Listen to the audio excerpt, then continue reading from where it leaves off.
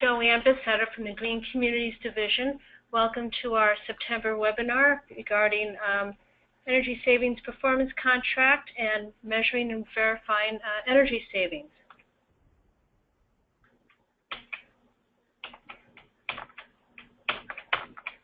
Oh, hang on a second, we're having trouble seeing the slides.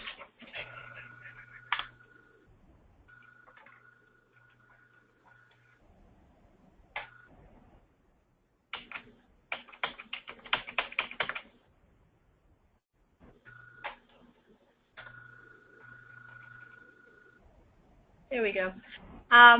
So just a few words about the Green Communities Division. As many of you know, we are considered the hub of all things energy and municipalities. So whether it's working with our flagship Green Communities Designation and Grant Program, energy management services, or any renewable energy aspects, feel free to contact us and we can either directly help you or put you in touch with our fabulous colleagues in the Boston office who are subject matter experts.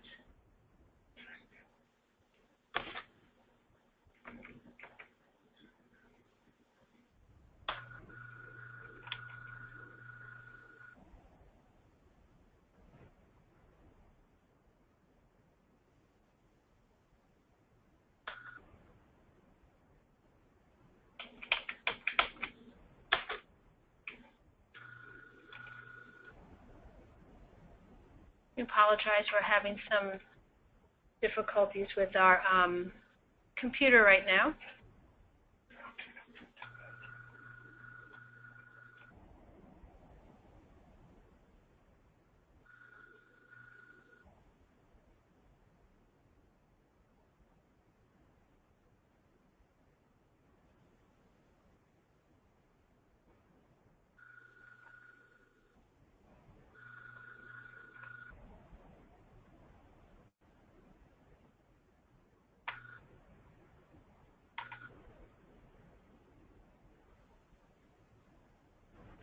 So in order to help cities and towns access energy-related information and resources, we have regional coordinators out in the field in different parts of the state. We have Jim Barry in Western Mass, Kelly Brown in Central Mass, Seth Pickering in Southeastern Mass in the Cape, and myself in the Northeast region and the Metro Boston area. Feel free to reach out to us if you have any questions, concerns, etc. So in addition to the Green Communities Designation and Grant Program, we do have other resources available. The Mass Energy Insight web-based energy tracking and benchmarking tool. We have a variety of folks that can help with municipal energy assistance in general. We have energy management services, assistance and oversight. And we have a website that has all sorts of information and tools. In addition to this webinar, which will be recorded and put on our archives for posterity, we have past webinars as well that you can go and view and listen and get up to snuff. And last but not least, we do have an e-blast that goes out a couple of times a month that has timely news from Green Communities and DOER and other entities that have municipal energy resources. So make sure if you haven't been signed up for that, to sign up for that. I mentioned this will be recorded, and you have the ability on your screen to take a screenshot of slides of interest. And you can type questions also using the icon on the right-hand side of your screen. Right, but this presentation will be posted on our website. Yes. With the slides. Absolutely. And now I'm going to pass it over to our, we have two presenters, Eileen McHugh, who's here at the Mass Energy Department of Energy Resources. She's the Energy Management Services Program Manager, and we have Bob Flaherty from the Oak Ridge National Laboratory. But first, Eileen's going to take it over. We're going to start off with a poll question.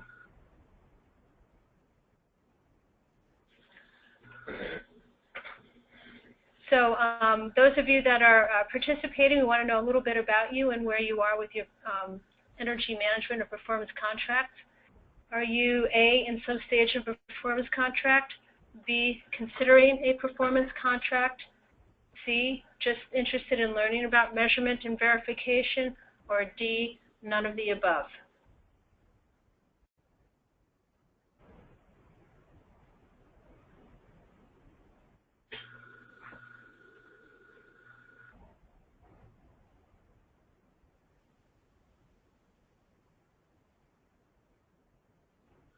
Okay, with 85% folks voting in, 45% are in some stage of performance contracting, 9% are considering a performance contract, and 30% are just interested in learning about M&V, and 9% are none of the above.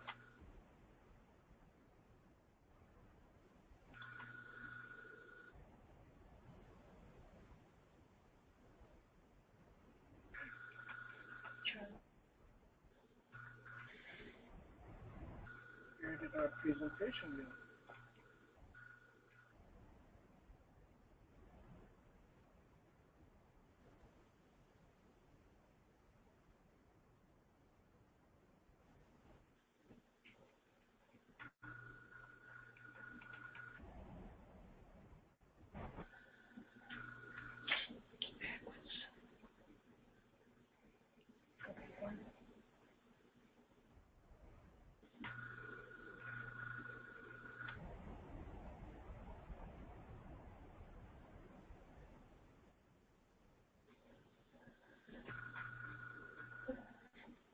There we go. Hi, this is Eileen McHugh. I'm the Senior Program Coordinator for Energy Management Services, otherwise known as Energy Savings Performance Contracting. This is a public procurement process that allows both state and local agencies to install energy efficiency upgrades to existing buildings and on-site energy generation. This process provides a guarantee of those energy savings or the on-site energy generation. When you do these projects, you'll be working with an energy services company, otherwise known as an ESCO, that provides a variety of services, including acting as the general contractor, hiring the subcontractors. They do the construction, and one of the ongoing services that they provide is the measurement and verification. What makes this a performance contract is the guarantee of those energy savings or on-site energy generation, where the ESCO must warrant that you realize those savings. And if you don't, it's called a shortfall, then they must pay you to make you whole for that shortfall. Any excess savings remain the property of the owner. In Massachusetts, by law, we're required to use the most recent version of the Federal Energy Management Program Measurement and Verification Guidelines. The measurement and verification must be provided for the full term of the contract. ESCO must provide a report at least annually, and also there is a DOER's annual report that is a summary of that M&V report. DOER has a dedicated EMS webpage where you can download model documents. You can read the guide. We have in-house expertise, the regional coordinators that Joanne mentioned, and we provide education and presentations. And now we're going to turn this over to Bob Slarity, who is Program Manager in the Energy and Transportation Sciences Division at Oak Ridge National Lab. Okay, can you hear me all right? Yes. Great. Okay. Yeah, so thank you, Eileen, for the introduction. Yeah, as mentioned, I work for Oak Ridge National Laboratory. We are a Department of Energy laboratory, and I support them specifically within their performance contracting programs. And I'd like to thank DOE for sponsoring my time to be here with you today to talk about it. So we'll just dive into the first slide. Someone could move that for me. Working on it. Oh. While that's moving, we'll just jump right into it. So, some people think that M&V is just for technical staff, but it is central to the enforcement of the savings guarantees within your ESPC project. So, a basic level of understanding is important for anyone engaged in an ESPC project or performance contract, for that matter. So, M&V, it's tricky sometimes, since what you're trying to do is measure the absence of something, or in other words, energy savings that's gone away. Even while a lot of other changes at your facility have gone on at the same time. So for the purposes of today's webinar, we'll just be covering the very basics of M&V.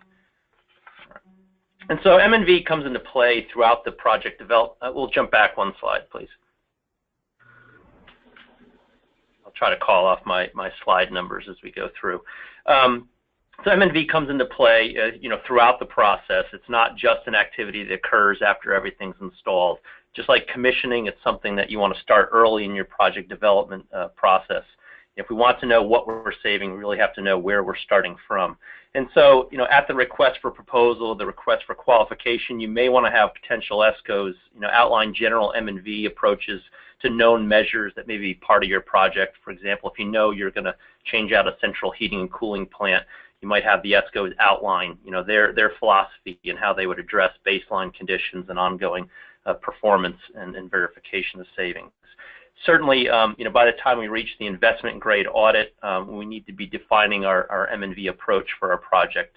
It's necessary so that the ESCO can collect the appropriate baseline information during the IGA to support that method throughout the project. Then the ESCO will follow through on that agreed upon approach after the equipment's installed and then through the performance of the contract. So we'll move to slide number 17. So what is M&V? Why do you need it? M&V activities in general or anything that's aimed at determining whether or not your savings guarantee was proposed by the ESCO is in fact being met. So as Eileen had mentioned earlier, there must be a guarantee and there must be annual verification of that savings. And when M&V is done right, it can bring benefits beyond just meeting the legal requirements. So we say a good M&V plan, when carried out well, can accurately assess both the cost and energy savings, but it'll also make sure that you discover performance problems, with the equipment during the performance phase so that they can be fixed and restore savings. And the M&V method chosen, for an ECM also allocates the risk between the customer and the ESCO, and we'll talk more about this as we go forward. So we'll jump to slide 18. So some basic concepts around M&V. It can be considered a bit of an art as well as a science because it's a balance between savings assurance and cost.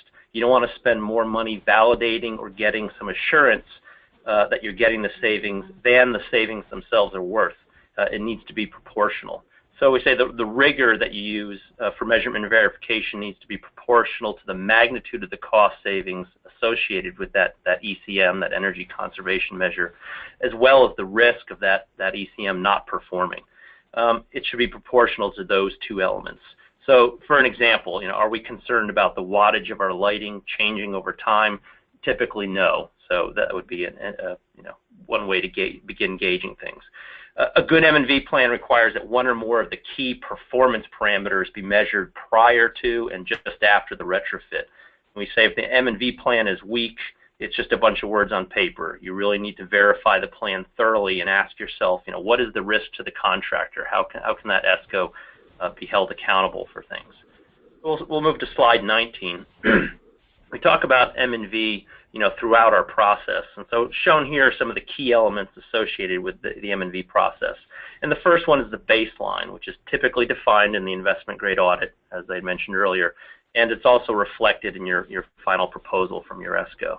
And this is an important element of the overall process because depending on the energy conservation measure and the methodology that's used to validate the savings, you may not be able to reestablish or look at that baseline again after the retrofit. So the measurement and verification plan, that second block there, I think is the most important element of the entire process because it defines the activities that are associated with the M&V process for the entire term of the contract. Things such as what will be verified. It'll provide details of the engineering analysis that the ESCO will perform, how those calculations will be made, what utility rates will be utilized in those cost calculations. So critical component. Next, post-installation report. This is something we utilize or require in the federal space, and this is submitted by the contractor after the installation is complete. And it should verify and demonstrate that the energy conservation measures truly have the ability to perform and generate savings per the M&V plan and per the original proposal. And then we get into the performance phase, the year after year performance, and we have an annual component, a reporting component.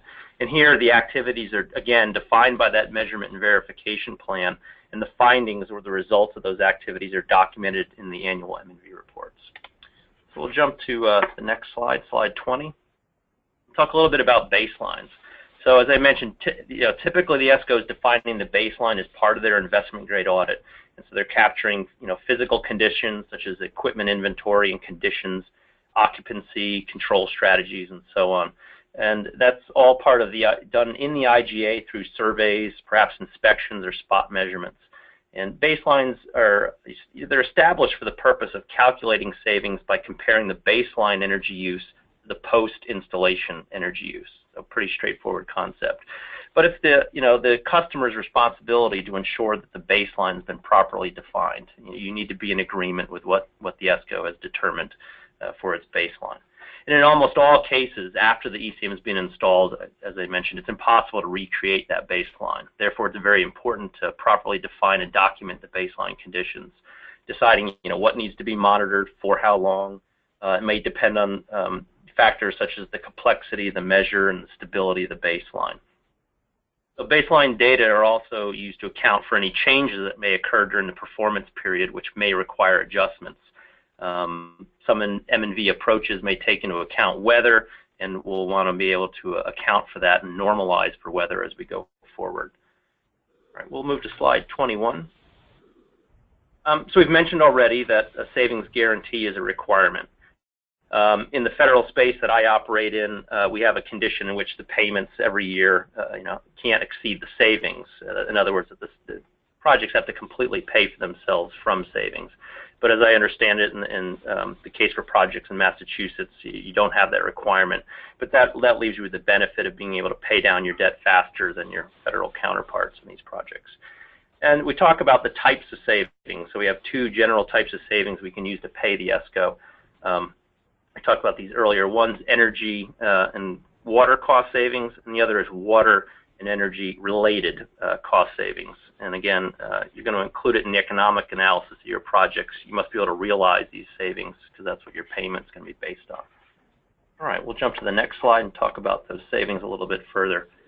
So energy and water cost savings can result from a number of mechanisms. The first two are you're likely very familiar with, and those are involving the reduction of the usage of the equipment, perhaps the number of hours per day that it runs, or from improving the efficiency of that. It can also result from reductions of things like peak demand or shifting load to lower cost periods, fuel substitutions, or even offsetting of electrical usage through on-site generation. We'll move to slide 23, talk a little bit about what I mean by energy and water-related cost savings. So these are savings that result from reduced expenses for things like operation and maintenance or repair and replacement of these energy systems. These are often recurring annual savings as opposed to one-time savings.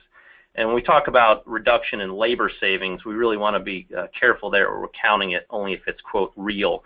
So if we're eliminating maintenance contract or reducing maintenance staff, that would be deemed a real cost savings. But if we're just simply reassigning staff as the result of some O&M savings on a component, we tend, at least in the federal space, we tend not to count those as achieved cost savings. All right, we'll move to slide 24. So just a few other sources of what are generally considered one-time payment sources. Cost avoidance, if you were planning on replacing a system, prior to your ESPC, but now the ESPC makes that unnecessary. We tend to divert those funds toward the payment considered a savings of the ESPC project. And likely, or as well, construction period savings, complex projects take up to 2 years to get into the ground, but you may have measures like lighting and water that are in place far sooner, and therefore we'd account for those savings in our payment stream. All right, we'll move into a little bit more of the heart of M&V on slide 25. We'll start to talk about calculation of savings, and so therefore there are two fundamental factors that drive energy savings. I mentioned performance and usage. So performance describes how much or how little energy is being used to accomplish a specific task. And usage describes how much of the task is required, such as operating hours for a piece of equipment.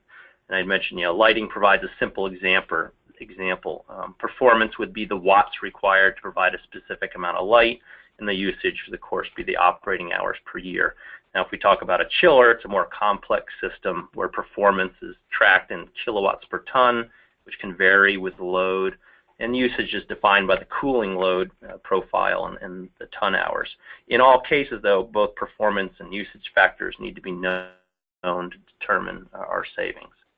So we'll jump to slide 26 with a little graphic. So this demonstrates, how an ESPC simply reduces energy use and what we're measuring with M&V. So the yellow box represents the before condition, the blue box is the after condition where the ESCOs come in and installed some ECMs. And so perhaps the operating hours for the lights were reduced by installing occupancy sensors, and you can see that on the x-axis. And the y-axis shows the improved efficiency of the new cut and dried. We'll jump to the next slide on 7 for that to deal with uncertainties. So uncertainty within ESPC is simply the inability to exactly and consistently quantify the savings. So unlike energy savings can't be directly measured. It's energy use that isn't there anymore. Instead, savings are estimated by comparing the way a system operated before and after the measure that was installed. Even though a large number of parameters can be measured, there are still errors associated with measuring equipment. Since not every piece of equipment can be measured, sampling techniques are often used, which can introduce additional uncertainty. And then you have random variations that occur in building energy use or equipment that may simply be related to human behavior, weather conditions out of your control. So simplifying assumptions are something used when it's too difficult to measure or estimate a parameter, and it certainly result in some additional uncertainty. So let's jump to the next slide and look at that graphic again. So the reality is more like this slide, where the blurred lines represent the uncertainty in everything, from the way that we measure the system to determining adequate sampling sizes, for the measurements to simplify our assumptions, along with other random factors that change in the facility. So we'll jump to slide 29. So all these factors prevent us, from obtaining a totally accurate measurement of savings. And so within M&V, we say that the goal is to minimize these uncertainties to acceptable levels, understanding that they can never be completely eliminated or perfectly controlled. So let's move to the next slide and get into some of the different measurement and verification techniques. So the FEMP measurement and verification guidelines group M&V methodologies into 4 categories. Simply call these options A, B, C, and D. The options are generic M&V approaches for energy and water savings projects. And having 4 options provides a range of M&V approaches to use depending on the characteristics of your energy conservation measures. And these options differ in several different ways. The first being is the level at which the savings are measured. Are we looking at a retrofit isolation, whereby we're looking at just the individual system in terms of measurement, or are we looking at things from a whole building perspective where several systems have been retrofitted and they all interact with each other? And then we talk about the duration of measurement. Are we coming in taking a one-time spot measurement before and after installation? Are we coming in from a term approach, maybe over several weeks, at the beginning of a period to take measurements? Or do we just come in periodically every quarter and do spot measurements? So all of these things factor into the complexity of our M&V approaches, and I'll try to show that in some examples a little bit further on. At the bottom of this slide is just a few rules of thumb that we've acquired from a lot of the data in our federal program. When we look at upfront M&V expenses, all of the cost to develop that M&V plan and implement it upfront is approximately about 3% of our project investment. And then when we get into that performance period, the annual M&V expense to come back year over year and implement that M&V plan. A little bit different metric there. We say it's about 3% of the annual savings associated with the project. So something to keep in mind, but certainly more complex ECMs may require or exceed those averages. All right, so let's move to slide 31 and get into some of these options in a little bit greater detail. So this chart just graphically shows the four main M&V options. And I had mentioned retrofit isolation. So options A and B are where we're looking specifically at just that measure, just the lighting, or just that solar installation. Whereas options C and D are whole building, or we call whole facility measures, whereby, again, we're looking at everything either behind the meter or it's building, the building itself in its entirety. All right, so we'll move to the next slide. I have a number of detailed examples here. I'm just going to point out a few elements since these slides will be available to you. They're good reference points in the future, and they are packed with a lot of information. Again, option A, it's a retrofit isolation, so we're looking at just the measure itself. Here we have two examples, a lighting upgrade and a boiler upgrade. Toward the left side there is what occurs during the baseline and in the post-installation process. I'll touch on lighting here. So we might come in and we might sample some measurements of fixture wattage, and we might put in some data loggers to get operating hours, or we may simply estimate it from site interviews. From there, from those two data points of pre and post wattage and pre and post operating hours, we can calculate the savings for the measure. Typically in our federal projects on the annual basis, that performance period there on the right, we simply come back and do a visual inspection of the equipment, or we'll do an inspection of sensors to make sure they're still functional. Because again, it's back to that risk versus performance. We don't expect a lot of that to change, so we do a visual. We say if it's in place and it still has the capacity to perform, then that the guarantee is still in place. Likewise with a boiler, we can take a number of measurements. We can use log data, that might be available initially, calculate the efficiency of the boiler before and after, and make a calculation-based assessment of the savings. But then on an annual basis, perhaps only come back and check boiler efficiency. Again, not being too consumed with the number of hours that it operated, but more a space verification. Is it still operating at the efficiency level that they guaranteed me? All right, so let's jump to the next slide and talk about option B a little bit further. So this is also a retrofit isolation method, just like option A, with the distinct difference being we measure all key parameters. We're not making estimates. We're not taking it based off of interview data or speculation, but we're measuring everything needed. So this is a chiller example, and we won't go into a lot of detail, but in essence, typically you would put a meter on a number of different component points to collect all that information there on the left side to make a full calculation of the savings.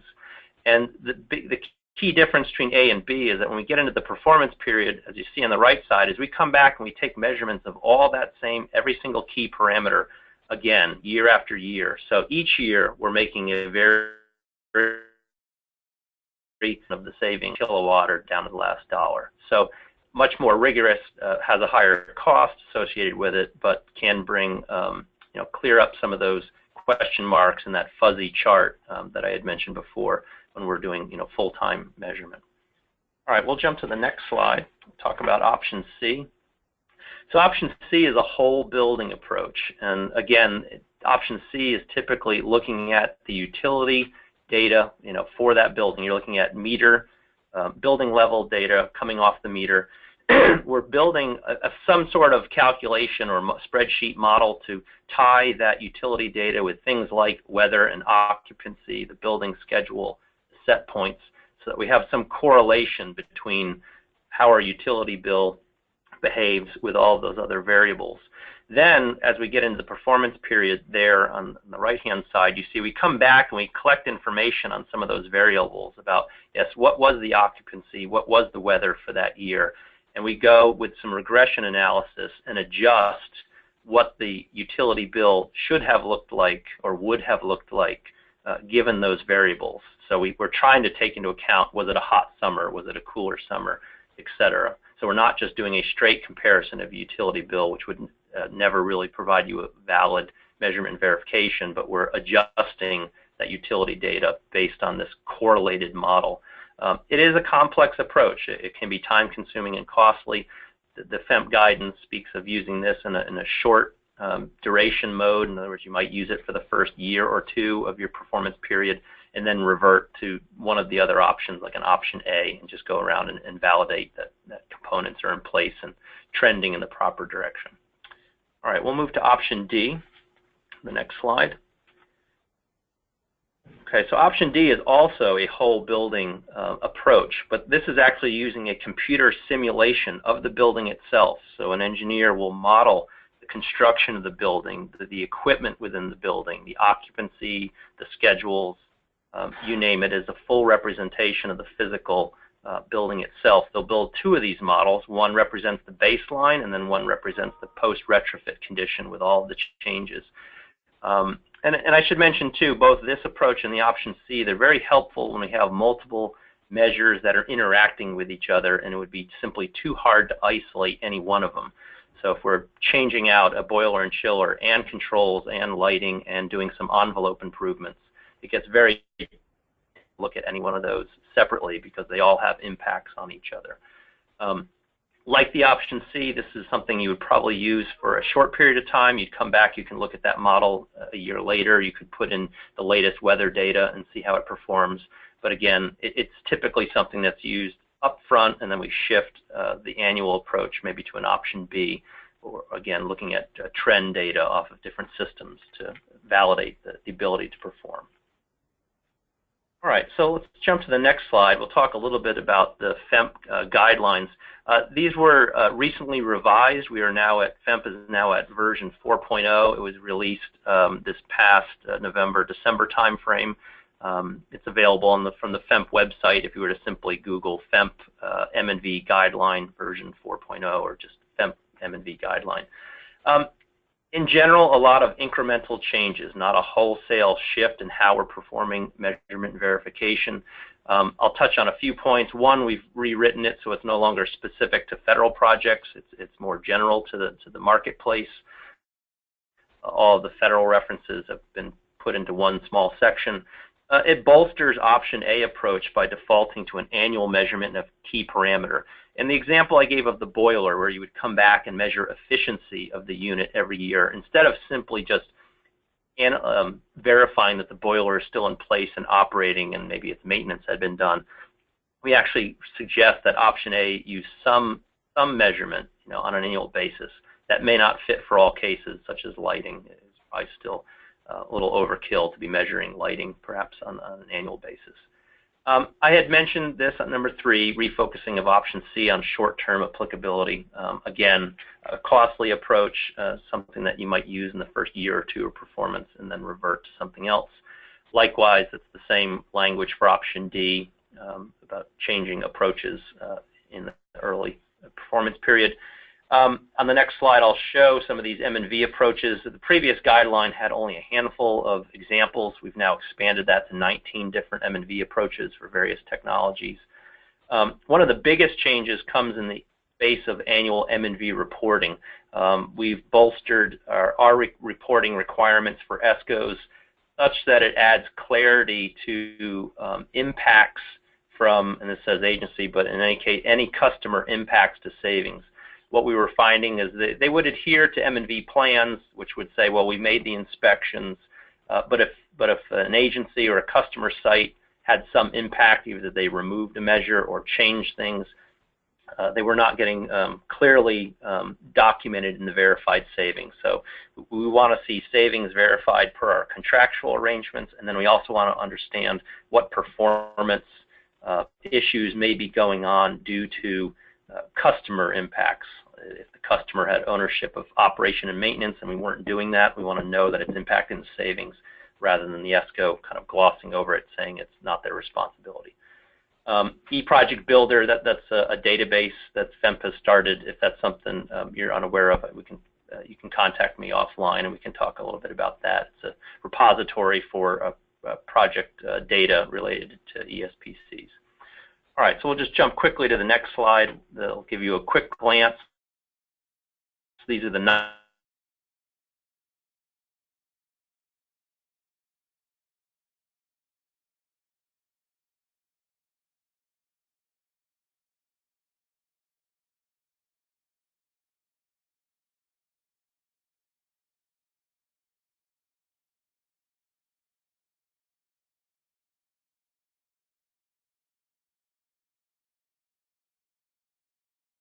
19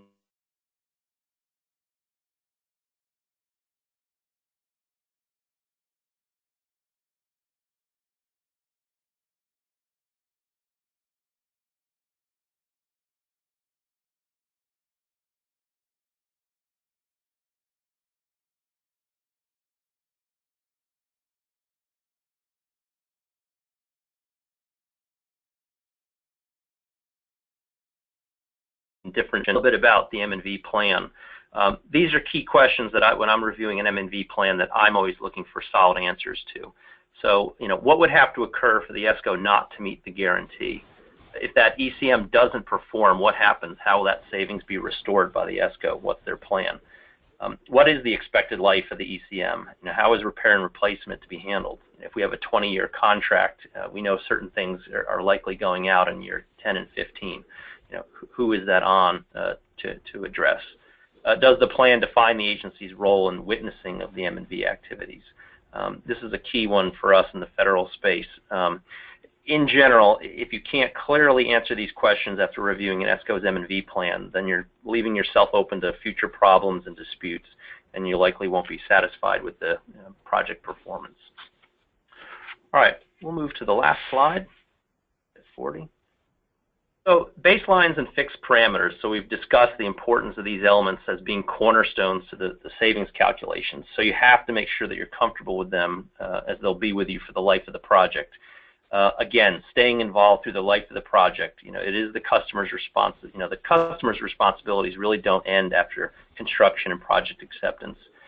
We highly recommend, one of the best practices in the federal space is to be sure that the customer is witnessing the annual M&V activities to make sure that the ESCO, makes their annual M&V audit, but two, that they're following the plan. And we highly recommend you document this in a contract file.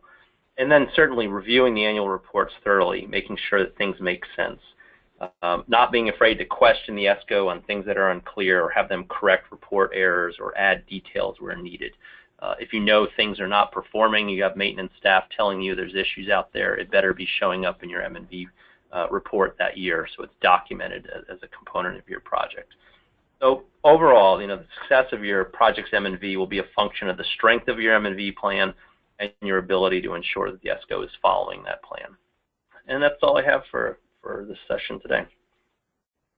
We had some time for questions. Okay, thank you very much, Bob. Do we have any questions?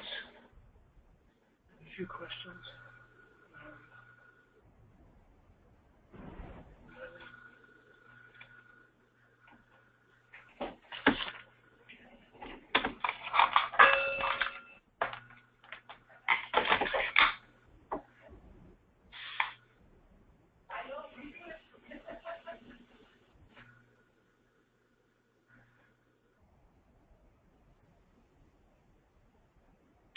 So we have one question about does the M&V change with the FEMP version if you already have a contract in place? And the answer is no. Your M&V plan that you have for when you sign the contract is the plan for the full term of that contract. It wouldn't make sense to change the M&V plan every time the FEMP version changed.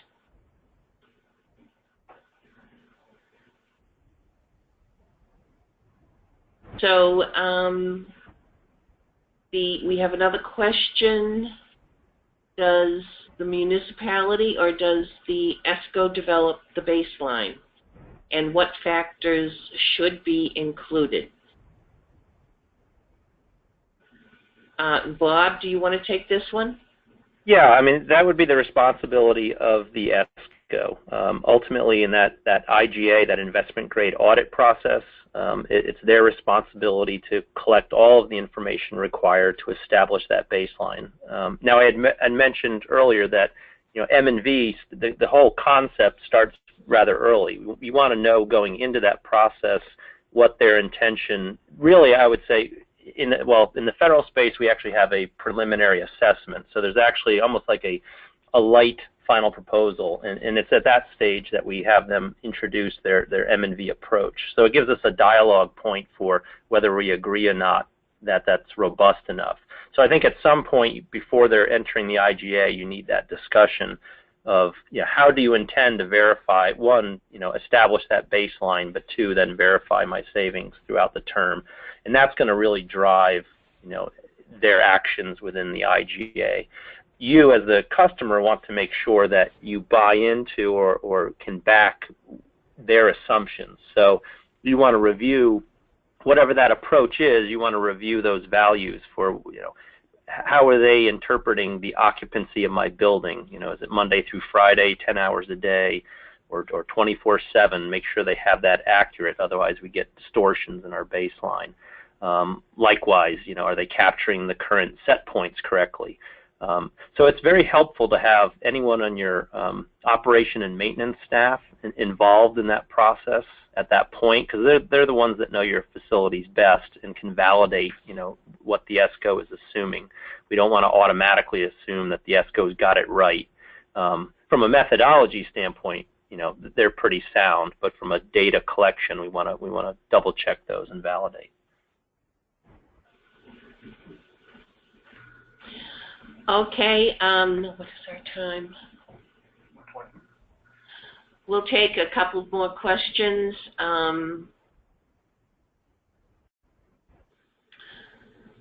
How does ongoing O&M by the customer play into the M&V process? And in what way would a customer expect the M&V reports to advise or inform O&M issues? We do allow O&M savings in the performance contract, but they have to be guaranteed and they have to be based on actual savings. So I don't see where an M&V report would advise on O&M issues. Bob, do you have anything? Yeah, probably the one comment I'd make in that area, when you're establishing your M&V plan, and I'd mentioned before, you're assigning risk between the two parties. There are cases where, like in the operation of maintenance, you have to agree upon who will do that. If the ESCO is going to do it, it certainly comes with a cost, but it gives you some assurance that things will operate properly, or if they don't, it's on the ESCO. But it's quite common, at least in our federal projects, for the federal agencies or the customer to take on that responsibility of operating and maintaining. But it would still be our expectation, and a lot of the language in the templates, if you look at the FEMP M&V guidelines and the templates we use for the M&V plan, we still say it's ultimately the ESCO's responsibility to inform us of the performance of that equipment. Even if we as the customer take on that liability or responsibility, the ESCO is performing that annual audit of the equipment, and if they notice, filters are clogged or whatever it might be, again, it may not have been their responsibility, but we federal projects always take the position that it is still the ESCO's responsibility to note that in the annual performance report, such that the agency has a trigger through which they can then go address that item to restore that savings. Yeah, that's a little bit of what I was talking about in the guideline change, where we've bolstered our reporting in our template.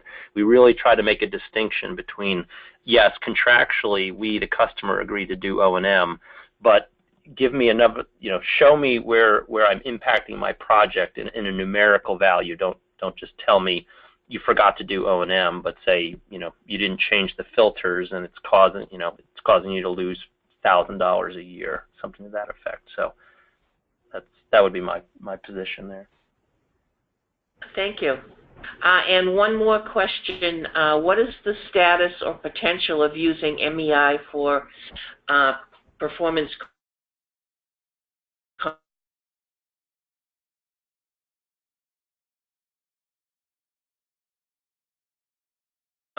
certainly providing the data that is downloaded automatically into the tool to your ESCO may be helpful for your M&V reports at the each year, but it isn't M&V, and you're not going to see a dollar-for-dollar change in your energy savings because it doesn't take into account those things that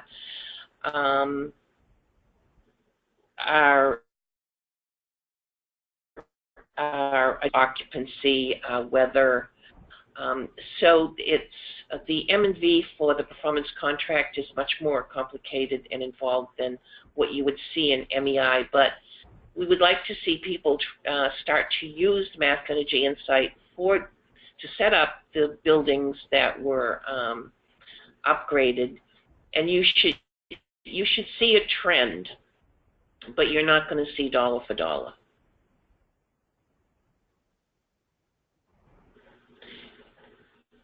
And then one last question, is there a list of available qualified energy services companies? And if you go to our website, the link is here on the last page, you'll find probably too much information, but there is a link to the DCAM contractor certification list, and all ESCOs working on public buildings must be certified under energy management on that DCAM list. I think there's probably 5 pages of companies that are on that list. So we want to thank everybody for joining us, and I want to thank Bob Slarity again. This is recorded and will be posted on our website. Any questions that weren't answered will also be posted, and the slides. Thank you very much.